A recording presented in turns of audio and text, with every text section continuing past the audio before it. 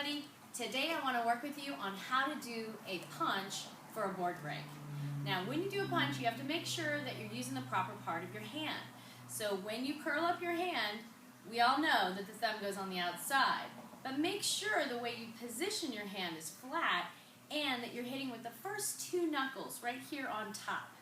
So when we go through that board, you want those first two knuckles to hit first, have a strong flat wrist, and go through, extend through.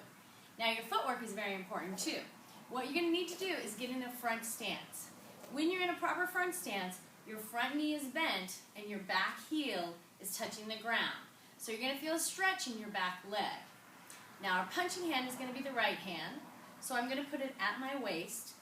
My draw hand is my left hand. I'm going to let it out in front like that. Now that's not going to be touching the board, but what it's going to do is it's going to give me leverage as I punch out and I pull it back. So we're going to start in this position with our draw hand out, open or close, doesn't matter. And we're going to practice punching through, twisting that hand, keeping the wrist straight, and twisting our shoulders and our hips. That is what causes it to break the board and follow through the board. So today, when you're practicing your punching at home, I want you to make sure that you're in a good front stance. And I want you to be punching into the air, but making sure that you're twisting your hips and your shoulders. So it's going to look like this. Now, when you do make the punch, that back heel is going to twist off the mat because your hips are twisting and your shoulders are twisting. That's okay. This isn't like Poomsae, where it has to be perfect all the way through.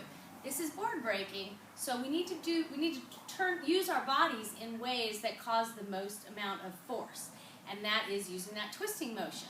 So one more time, you're going to get in your strong front stance, squeeze your hand, make sure your wrist is straight, put it on your belt, and get ready. Take a deep breath, and hill! Now, when you key up for practicing board breaking, it needs to be just as loud as if there was a real board there. A big part of board breaking is using visualization to see yourself breaking the board. And tensing up your body and using that loud key up will also help you develop a muscle memory so that when you have a board in front of you, you don't get too nervous and not actually hit it very hard. So I hope I've given you a few things to work on today. What I'd like you to do is make sure that you practice that board break at least 10 times on your favorite side. And then you're going to switch to your other side, your non-dominant side. And you're going to practice it with that hand also. Because later on when you're testing for your black belt, you're going to want to be able to break boards with both hands. So make sure that you're practicing both hands now. So have great practice, and I'll see you in the next video.